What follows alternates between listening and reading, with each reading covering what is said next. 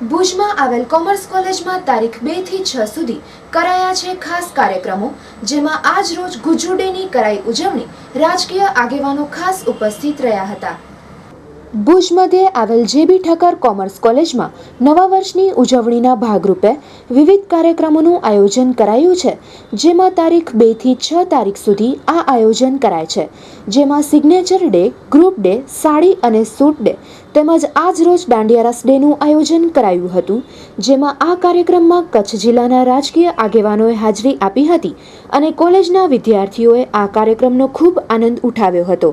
તો વધુ નિહાળીએ કોલેજના વિદ્યાર્થીના શબ્દોમાં। મારું નામ ઝાલા ધર્મરાજ છે। હું કોમર્સ કોલેજના જીએસ તરીકે આ વર્ષે રહેલ છું।